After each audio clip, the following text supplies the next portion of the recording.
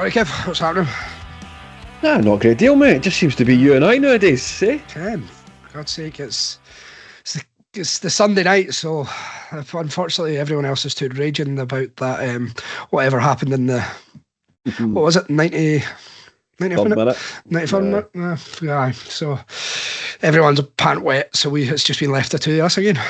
But what it is, mate. It's what it is. Some folk have disappeared off the face of the earth, or what is also known as a log cabin in the middle of nowhere. And somebody else has decided to go out for dinner with his missus at 9:30 at night. Aye. No comment there, eh? No, that's it.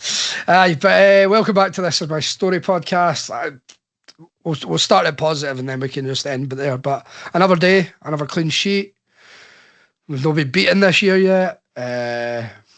What else do you want to talk about, Kev? Well, I mean, I think the positives end there, if I'm being honest. But we'll come on to that in due course. Absolutely. Nah, cool. We'll obviously start. I didn't ask how you were, Kev, but I assume we've went over that, so we're just going to move on and go straight to headlines. But as always, we've spoke about it last week, but the transfer rumour mill is well and truly up and running. When we recorded on Wednesday night, yep, we were talking about we wouldn't be bothered if Boyce left or went, and guess what happened? Boyce left. So fair enough. It's not a big deal, but happy for the guy, genuine good guy who's helped us out in terms of charity stuff that you'll have seen on Twitter. Liam Anderson posted about that, and also just genuine good player, and he seems like it's good impact on the younger boys at the moment in the dressing room, especially Wilson. But was it a surprise, Kev, that it happened so quickly though? I don't think, from my point of view, I don't think we could say it happened quickly. I think the rumour mill or the jungle drums, whatever we want to call it, effectively called it that there was a chance of him leaving in this particular transfer window. I don't think anybody within the fan base anyway begrudges him having the chance to move back to Ireland, family there, etc., which is perfectly understandable. And you're right, he's a good guy. We've had sort of not dealings directly with him, but indirectly with regards to tickets and things like that. And he was always very forthcoming with that kind of thing, which was excellent. My only question about it all is the timing of it, i.e. the day before what was a pretty important game. I think had the club and I don't know what goes on behind the scenes kind of idea, but I found it very strange for it to happen on a Saturday, the day before as I say, an important game. What was, why did it go through on the Saturday? My thoughts on it would be that no doubt he would have trained with us, maybe light session on Monday as back after the United game, but he would have trained with us Tuesday probably through to Friday. Maybe flew to Ireland on Friday to sign papers, and it was announced yesterday. I thought that was all very, very strange, and given the performance today between each of the actual lines, I found it quite an interesting sort of announcement given the timing more than anything else. I'd agree with that, and it's a bit strange the way it was announced, to be honest, as well. What was it? Derry City announced it quite early on in the morning, and then a few hours later it was then confirmed on Hearts side. So I don't know if it was the way that worked out, but it seemed a bit strange in the overall announcement-wise as well for somebody who's spent the last 5 years with us. Yeah, I mean, it has been 5 seasons. Or 5 years all collectively, but he probably only played for 2 seasons given his injuries and everything else. But that was all very strange as well. You would think that the clubs in discussion points in regards to, when we would sign paperwork to sort of hand him over as such or give up his contract with Hearts to allow for him to be registered by Derry, you would have a discussion around, right, when are you going to announce the signing? Or we'll do it at midday on Saturday. Right, okay, if you're going to do it midday on Saturday, we'll also tie in with that. But again, this comes back to things that we have mentioned on a number of occasions around the professionalism within the club.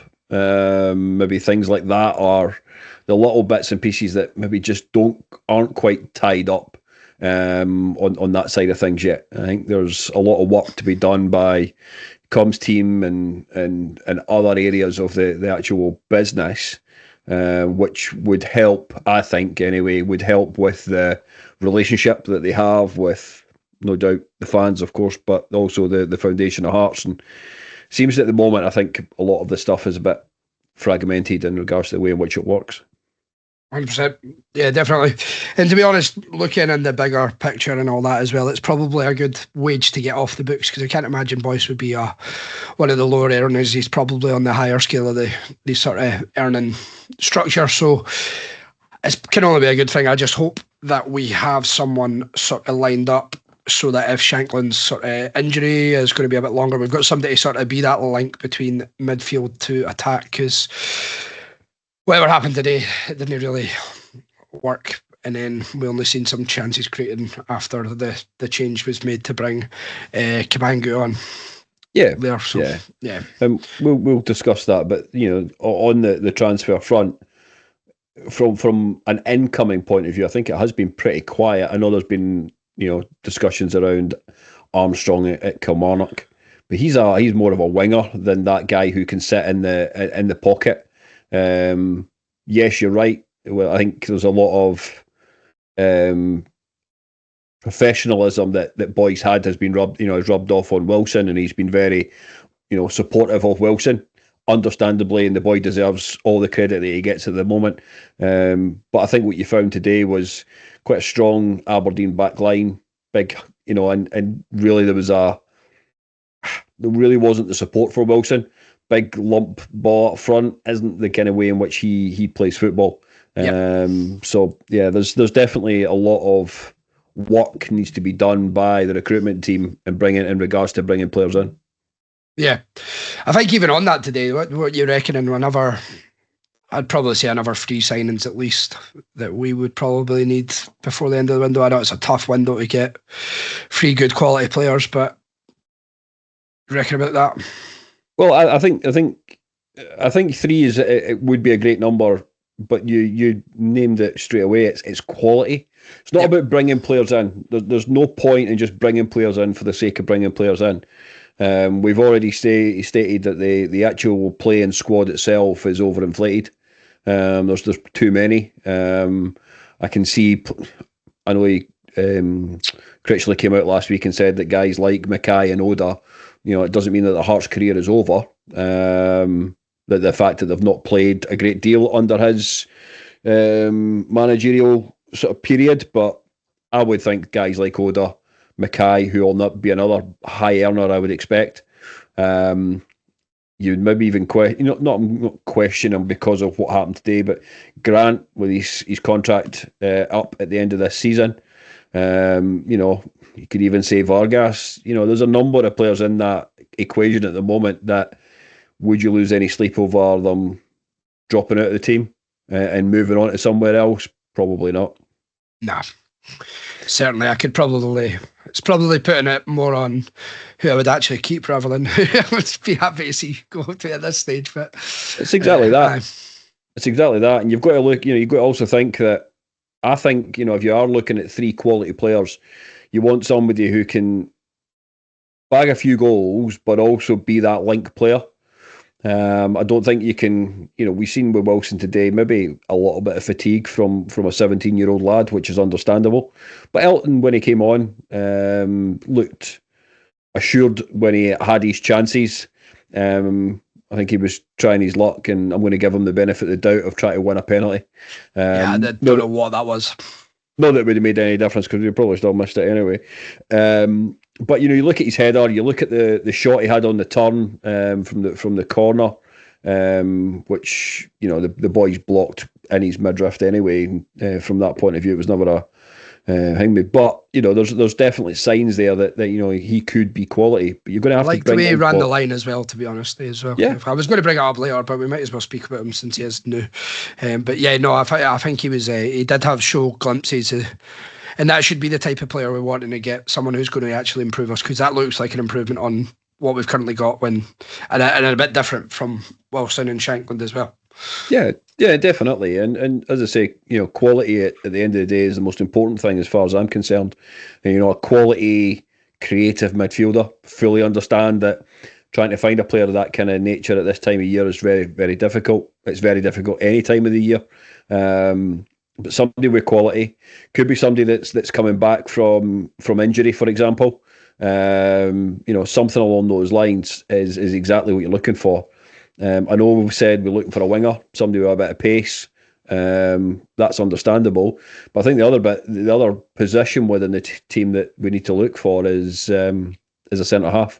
I'd like to see another centre half. I'm not Ogie Cookie's biggest fan, if I'm being honest. I don't know if he's a centre half. I don't know if he's a right back. I don't really know yet where he should be playing in that team. Probably shouldn't. That's what it is. Well, there's a further topic of discussion. Halkett and McCart today both looked assured. Don't get me wrong, won majority of their aerial duels, if not all of them. The two of them, the problem they're going to have is more about getting up to pace and actually having pace once they are at match fitness. So that to me is also a position that we need to look at strengthening, because if either of them were to get injured, playing against Brechin on Friday night and somebody has a kick at Halkett and Halkett's out for 3 weeks, you're then back to being threadbare at that back four defensive line. Yeah, I was going to touch on the two of them actually, to be honest, Kev. But we spoke about Elton there, but McCart, I thought I was really impressed with McCart, to be honest. I thought he was really quite assured to the way he played. There was a wee moment where he stepped out and he lost his man, but other than that, I thought he was physical. Maybe the parts of the game where he was good is he's defensively. Couldn't fault him, to be honest, but it's maybe with the ball at his feet, which we're not going to see the same as we have with Rowles, but it's not what we liked about that's what we liked about Rowles. The lack of physicality was the issue, and which caused us goals. So I'm happy to see that as an upgrade on Rowles for me, to be honest. Yeah, I think both of them, and let's be truthfully honest, in the last 4 or 5 weeks, Rowles has not been the problem, and from that side of things, I thought Rowles had definitely turned a corner from probably the last 5 or 6 weeks. But yes, you're right. I thought McCart looked assured. A couple of things he's going to have to work on. Don't get me wrong. There was 2 or 3 occasions he played the ball back to Gordon, but he played it to Gordon's right foot, and we all know that Gordon isn't right-footed. Yeah. So there's little things like that, but you get that with playing, and you get that with training with the guys, training at full pelt, all these kind of things that have been missing for the last probably 3 months, 4 months, because we've had a game on a Sunday, game on a Thursday, game on a Sunday, game on a Wednesday, whatever the case may be, with cup football, European football, league football in midweeks. So yeah, I think it shows so far positive signs for McCart. But as I say, from an incoming point of view, we still need it's quality more than quantity as far as I'm concerned. Agreed, absolutely. Hopefully it's a busy week, or a busy 2 weeks, because that's, 2 weeks till our next, just off 2 weeks, but 13 days till our next league fixture.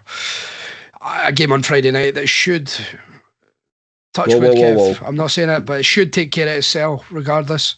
But having seen the Tottenham Tamworth result today, and it went to extra time, you never know what can happen. So it could be anything. But other than that, I suppose the only revelation, or it probably was a revelation, but Cammy Devlin this week. So what was that? Friday it came out.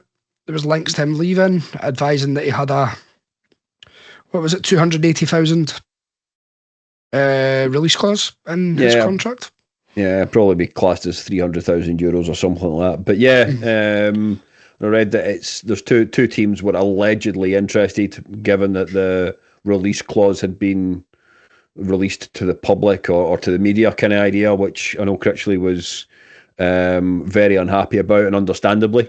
As a club, and Corbett will of course tell you that as well, that over the last 4 or 5 seasons we have been very methodical in the way in which we have done business. Things like release clauses, who we're looking at, who we're interested in bringing in, all that kind of stuff has been very much kept in a very tight sort of loop or network of people. And the fact that this kind of information has been released out to the public and to the media is something that does need to be addressed. As a fan, and I don't know how you feel about it, Tam, but as a fan, I'm split.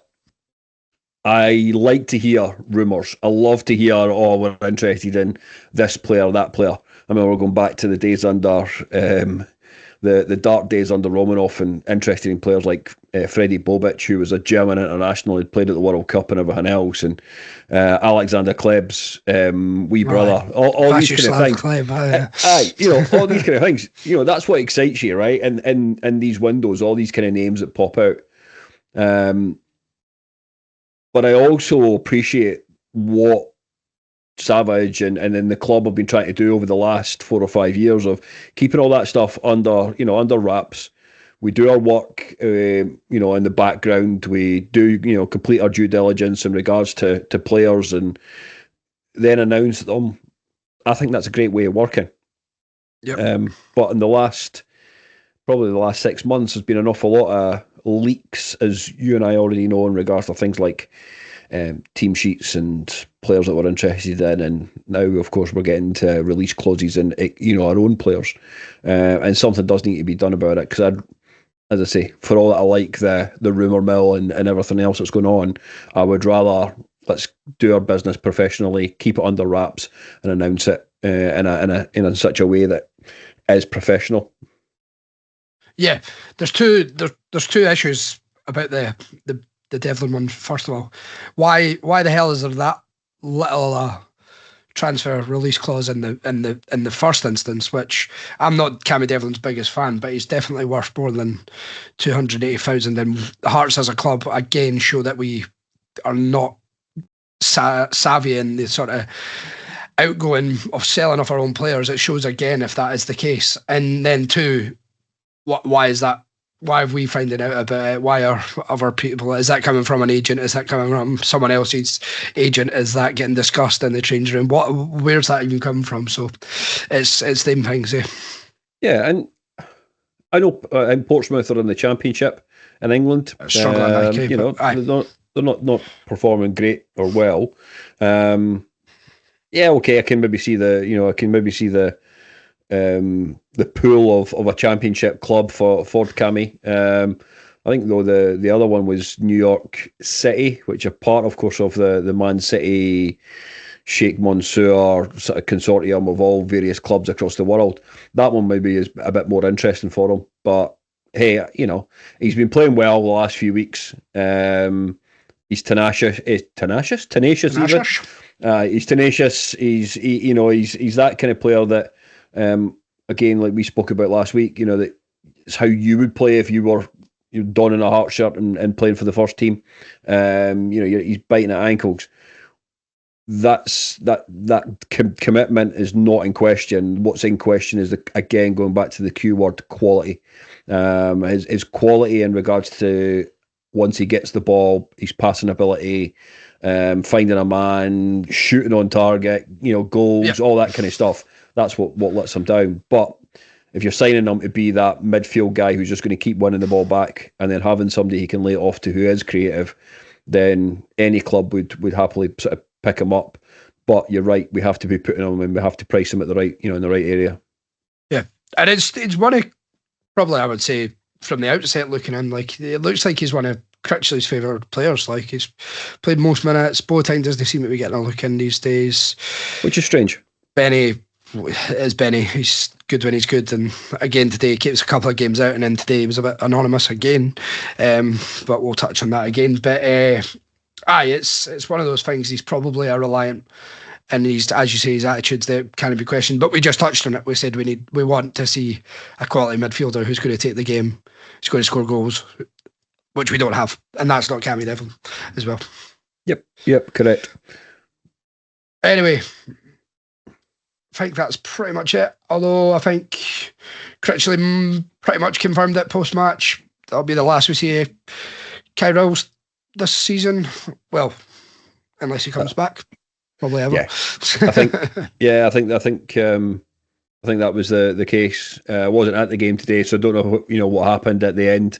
I don't know if he came over with the fans or anything like that. I've not heard anything on that front. But yeah, from what I've heard from Critchley and a few other people chatting about and everything else, I believe he'll be on a flight to the States over the first part of the week. Probably tie up paperwork and everything else. Then he'll be announced as a player probably Thursday or Friday. More than likely it'll be the day before our game, so it'll be Thursday.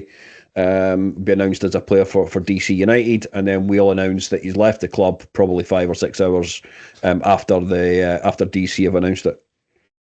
That's to do with the time difference, though. Yeah, no. That's right. Sorry, my bad.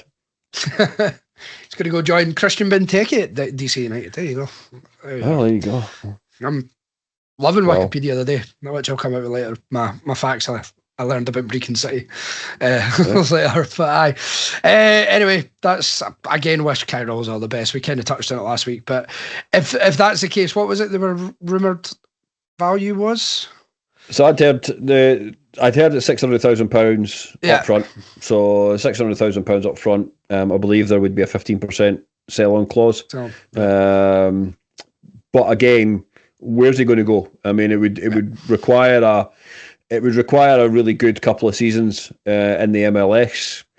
I really don't know how many scouts look at the MLS for big money signings. I don't know what the biggest sort of signing out of the MLS is. Internally, between clubs, there's probably 2 or 3, but you're not looking at the same kind of values that that you see across Europe. We hope for a good World Cup next year, Kev, if you want to get the best of that 15% release clause. Yeah. Percentage, whatever it is, sell-on clause, sorry. Yeah, we'll see how that sort of pans out. But all in all, yeah, good luck to Kye Rowles. I think what we've seen of his career at Hearts is a really good start and probably a half decent finish, but everything in between was a little bit meh. Fair. Yeah, and I just don't think he particularly suited the Scottish game.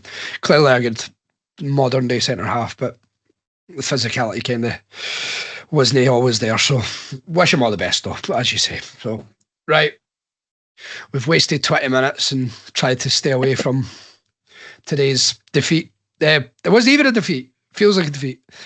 That's just because of what happened at the end. But Aberdeen away, obviously. We've spoken it. McCart came in for his first start. Grant started in the 10. Benny came back in. Happy with the team when it came out, Kev? I think it was the team I expected. The only maybe question that you could say would be between Ogie Koki and Forrester at right back. That sort of midfield of Biringame, Boateng, Devlin, Grant, that sort of picks itself to an extent, i.e. whoever's fit or whoever's been the one that sort of maybe shown a little bit more during the training in midweek. But I generally thought that would be the team. Rowles would drop out and McCart would come in.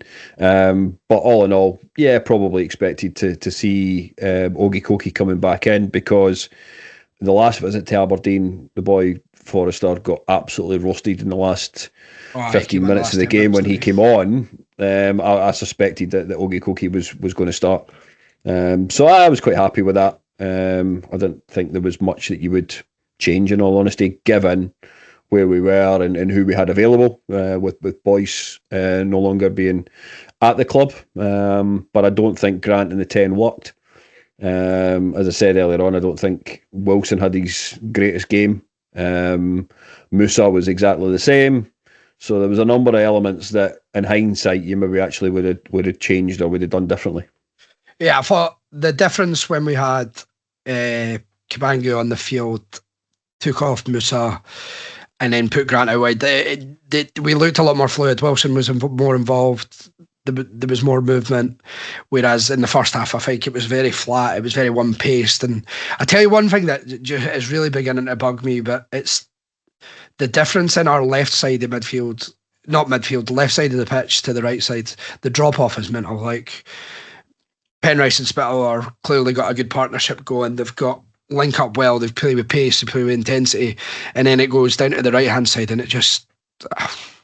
How many times do you see, I don't know, like cut back, pass back, fall over the ball? Yeah. Well, this is where I go to, for all that I understand why Ogie Koki started the game today. And I called out Forrester last week as well, when we discussed the Dundee United game. You know, Forrester sometimes feel after 20-25 minutes looks like he's a burst ball. He's really struggling. His ability to put in a cross is there, but a lot of times it's just an aimless cross into the box, hoping that somebody will be on it, rather than actually having a look up and pinpointing where Wilson is, Shankland is. You know, Boyce may have been, however it may be, just doesn't look up enough. So that whole right hand side at the moment is just, it's missing. You know, a lot of dynamics. It's missing pace. It's missing quality. Again, come back to that word once again. And it's a shame because, as you rightly say, down the left hand side, it's the total opposite. You know, you've got 2 or 3 occasions today. Spittle playing that real, slide rule pass in between defenders, or round the corners for Penrice to run between defenders. And again, Corbett calls it every time. Defenders hate having to run back towards their own goal. Yeah. You know, that's what they two bring you within the team and down that left hand side. Sorry, what was the boy? It was Keskinen and Devlin. It was quite a good battle actually against Penrice. It was good to see. Sartin kept commenting on, obviously, on the television as well. And it was good to see, and it was good, and it was causing some impact. But it's just when you then go down the right hand side and you see the ball was passed to the right, and then it gets passed towards Musa from Oyegoke, and then it goes back again, and then it's just there's no the same intensity, and it does come down to that quality aspect again, Kevin. It's just annoying, man. I just get frustrated, and frustration was a large part of the game today. But that first half, I think it was a bit all over the place. It was a bit. It took a while to get into that game there today. I was a bit worried after the first sort of 15 minutes. Our defence was all over the place a wee bit. It was frantic. We couldn't get our foot on the ball and actually pass the ball, which seemed to be a theme, but it was a bit of a worry that sort of the way we started the game, but thankfully we didn't obviously lose any goals there.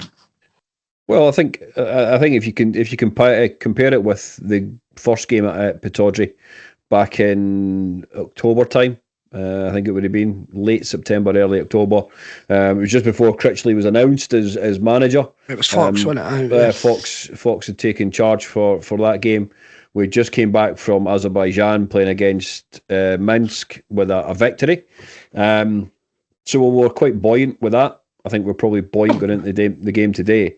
But as you rightly say, that first 15-20 minutes, I don't think we could make three passes between us. And that comes as we spoke about it. McCart had a decent game, but I think there's still the two of them, Halkett and McCart, are still trying to build a relationship, but understand how each other plays. Today was really the first game that the two of them have played together. Yes, they would have trained all week, but that was the first game they've played together.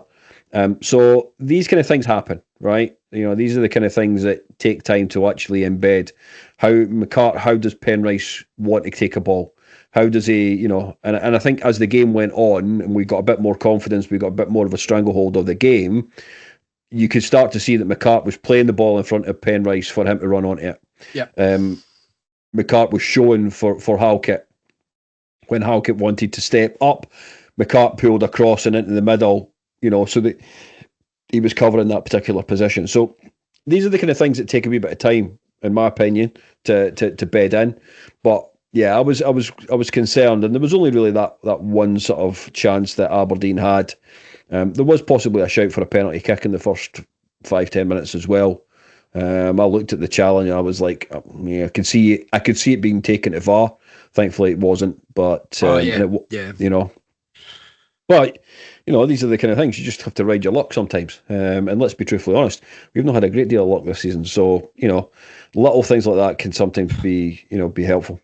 That's true. Although we might have got given that shining light at the end today as a bit of luck, and then didn't go our way. First penalty of the season, But yeah, pretty much. I think that sums up the first half. There wasn't I can't even recall us causing any sort of chances or nothing of the way of shots on target or anything. But second half, we did come out a lot better. Like we've seen it quite a few times this season where we've had to kind of improve in the second half, and I think we did come out and actually tried to get the foot on the ball and pass it a bit better. And there was a lot of back passing to the defenders and stuff, but I thought we started a lot better in that second period. Yeah, I think if you look at the last 15 minutes of the first half and the first 15 minutes of the second half, I think Sky Sports put it up on their up as a display. I think we had something like 55% was in Aberdeen's half. Yeah, so it shows you that there is a positive product there, but it's going to still take a lot of time.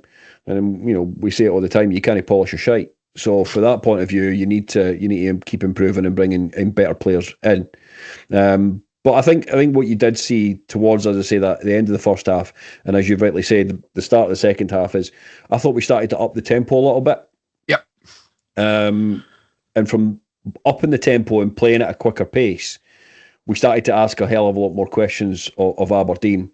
And they were playing then, by the end of the game, they were playing with a makeshift back four as well. I think probably the only one that was Devlin and the is it McGarry or something like that plays at their left back. But the two centre halves are midfielders. Yeah, true. So from that side of things, there's definitely a lot of positives to take from the performance today and the way in which we did perform. As I say, I know Critchley's came out today after the game and not blamed George Grant for the penalty miss and everything else. Although it's not a miss, right? It's a save for the keeper. But there's a lot to be positive about, right? Let's try and look at the best, the better things of it. We played well. We started to pass the ball. Elton looks like he could be a positive. Yep. Again, giving him more time to play with, whether that's going to be Wilson, whether that's going to be Shankland for the remainder of the season, whether that's going to be Vargas, whatever. These are the kind of things that just need time to embed. I hate to call it out, but 3 to 5 weeks ago, folk were calling for David Gray's head at the other side of the city. But he's actually had time to really properly embed on how he wants to play football. It's taken, 16 games or something like that. But look at what you're getting off the back of it. It's the same idea. We've just got to make sure that the guys who we're bringing in get the time to actually play and move forward. But I think overall, if you look at it at the beginning of the game, and I don't know how you feel, but I will ask you the question, and we did call it out last week, if you could have taken a draw before the game, would you have taken it? 100%. 100%. Genuinely would have. And I know I said it feels like a defeat, but I'm assuming you're the same there, Kevin. You know how it goes when you go up there, how it goes when they come down there. The history of that fixture, and I've seen a lot better Hearts performances go and get beat up there than today. Yeah. There is definitely those elements around today's game. I personally find it as they want to make a rivalry out of what is nothing, really, right? But there's certain people within both fan bases that want to make something of nothing, in my opinion. We called it out way back at the beginning of the season. You never get a good Hearts and a good Aberdeen in the same season. True. although the way things have gone for Aberdeen in the last 3-5 months, you could say that the two of them are actually now shite. Although we've picked up more points in the last 10 games than I think Aberdeen have. So, maybe we're turning a corner. Who knows? Who knows, indeed. But if we take the penalty. Well, let's talk about that, Kev, because we've not even spoken about the actual penalty, but obviously it was a penalty, no choice about that. What was your gut feeling? Because I was watching with my old man and I said to him, we're missing this, because just the way the season's went. Honestly, I didn't have a thought in regards to that. My only thought around it was smash it down the middle. Yeah. Now, I know I'm not saying that in hindsight. I always say this. If you're in a penalty situation like we were today, last minute of the game, the goalkeeper has a chance to become a hero. The goalkeeper has got a chance to either win a point, for his team, or if they're already 1 up, 2 up, 3 up, and there's a goal in it, win his team 2 points, right? Going from possible draw to a win, or win to a draw, should I say. So I've always been of the sort of mindset of you smash it down the middle. Or not even have to smash it down the middle, but just put it down the middle, because the keeper is always going to choose to go left or right. Very, very rarely will you see a goalkeeper in the last minute of a game just stand big and tall and take it down the throat kind of idea. So that was my only want of that element, is just hit it straight down the middle. If I was to ask you, think of a famous, goal from the penalty spot in the last minute of a game, you know which one I'm talking about. In that semi-final, yeah, you're right. And I think he's still running, isn't he? He's tough. Absolutely. But I agree with you. And to be fair, I've seen a few comments of people saying Grant should never have taken that penalty. At the end of the day, he had a 100% score rate on penalties for Hearts. Yeah. Shanklin's not there, he's our penalty taker. That's probably what the case was. You're not going... Imagine Elton Cabango takes that, misses. That's his Hearts career doomed straight away. Like you're not putting that pressure on that guy. And it's not even a bad penalty. Like, I get that it's probably the right height for the keeper to save it, but other than that, he's putting it in side netting essentially. Yep, it's not a bad penalty. It's a good save. I honestly think it is a good save, but it's one of those things professional footballer should score a penalty. That's the way I look at it. But I think you're exactly right, and you can probably turn around and say it was actually more of a goalkeeper save than a penalty miss, right? And let's try and spin the positives on it. The only issue with the actual strike of the ball itself was that he got too much elevation on it. He's put it too high. Had that been along the ground or a couple inches off the ground, it's hitting the inside of the net, as you rightly say. That's where, if you go and look at a textbook and say, where is your textbook, penalty finish, it's hit the inside of the side netting. That's what you're asked to do. So from that point of view, the only issue with it, in my opinion, is the fact that you got too much height on it. It's either got to be really high, like Shanklin did against the team from Latvia, RFS Riga, in that penalty, or it's got to be, along the ground if you're putting it in the corners anyway. Yep, and from there, there's going to be like if you're anti-had balls type stuff, but that could change a lot of things if that goes in. That's a tough fought win going in, and you look at that. It's one you probably shouldn't dwell on as fans or players. You'd hope they don't dwell on it, because it will just get you raging. That and the Ross County game combined, and we could be 4 in a row, which, when it's put like that, that's what takes us up another, puts us into 7th, I think, actually, if you win those 2 games. So aye, yeah. If you do things right in that game against Ross County, you finish that one 2-0. You then win the next 2 games 1-0. And now, a 1-0 again today, you could be looking at, as you rightly say, 4 games on the bounce, 4 victories, 12 points out of possible 12, and no goals conceded. That's what you build on for the remainder of the season. But let's properly look at it. From the point of view of the way in which we've played. 4 games unbeaten, if you look at it that way. Yeah, okay, the derby on Boxing Day is the one that will always overshadow everything. But let's look at it as we've now possibly got a little bit of a sort of bit to work on, a bit more solid at the back, without, not conceded goals in the last 3 games. All these kind of things can be positives and move us forward. Yep. And with that, we will move forward, unless there's anyone else or anything else you want to speak about. The only one thing I want to call out is what fucking game of football was Steve McLean watching today when that boy took out Penrice? Have you seen the still like photo of it as well? And he's looking right at it, and you're like, what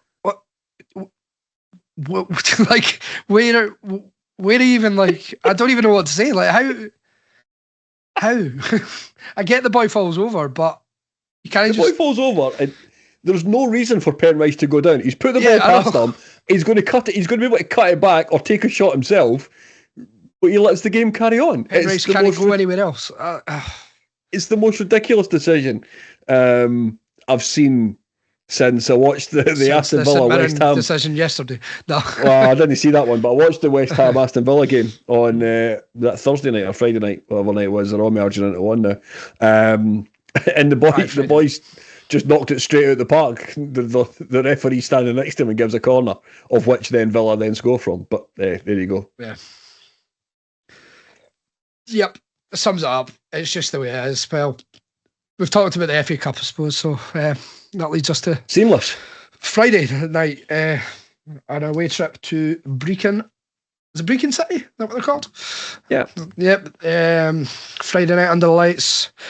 Cameras there because they're expecting an upset. Is it a case of that, Kev? What do we expect? Is it going to be a relatively full strength team, or will you see some changes?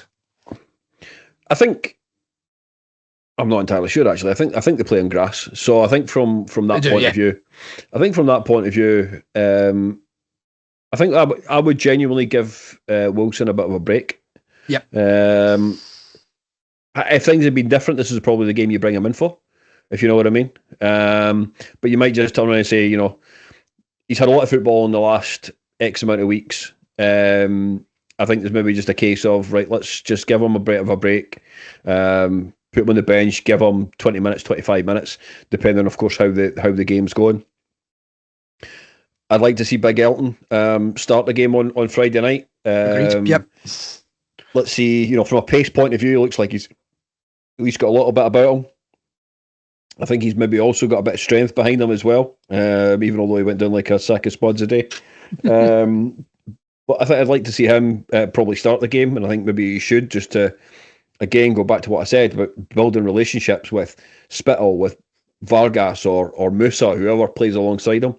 But I'd like to see us properly go at Brechin and really probably take them to town, because were they not the team that decided to vote on the league way back during COVID? So from that point of view, I would like to lay double figures, please. Yeah, I agree. I don't think it will be. I think it'll probably be a hard game. And I don't know, is that a game? I don't know what the chat was like. Neuenhoff, does he get a bit of the squad, or what's going on with him? I don't think so. I think there's been chat of Critchley said he wanted to try and give Hoff and Taylor, he wanted to get a game under their belt. Right.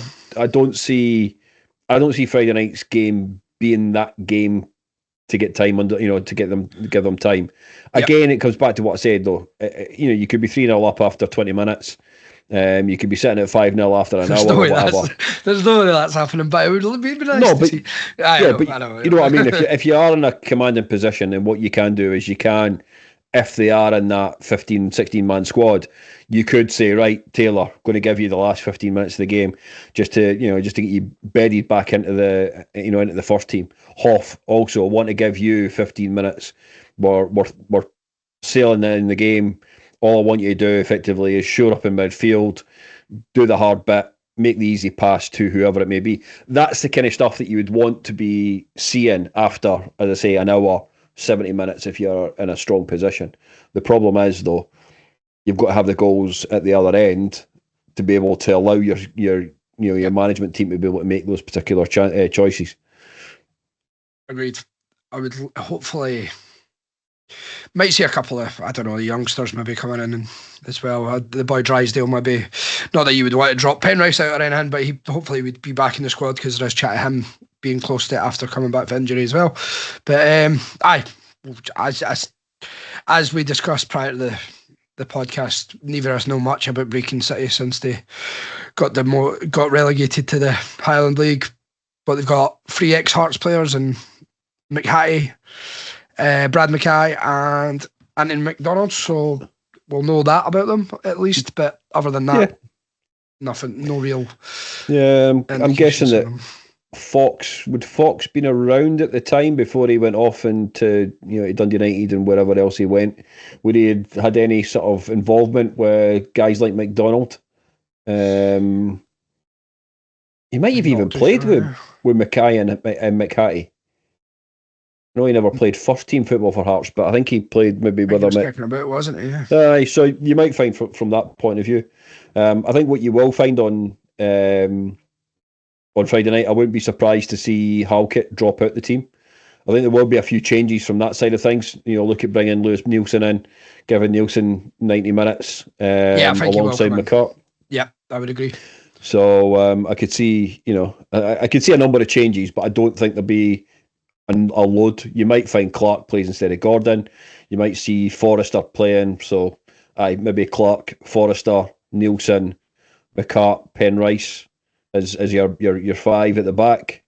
But I can see Boateng, Grant, Devlin, Spittle as your sort of midfield with Elton and maybe Musa up front, or Elton and maybe Vargas up front. I don't know. Yeah, 100%. They've got an ex-Hibs player who manager as well. There you go. Have they? Another thing I found out. Patrick Craig. Don't even remember him. No. 15 games for Hibs. No, must be Good. a wank. Sounds it to me. Right, Kev, I don't know if you want to predict it or should we just leave it, because I don't want egg on our face when we inevitably do a Broro Rangers again. Whoa, let's not go there, mate. Let's not go there. No, but I will predict. I predict 4-0. 4-0. Fair enough. I'd take it. I will go slightly different, but we'll go 2-0. Yeah. Anyway. Excellent. Well, cheers, mate. Hopefully your week's better than your Sunday, because that was a bit pish today. Yeah, well. Not tonight. Tonight's been lovely.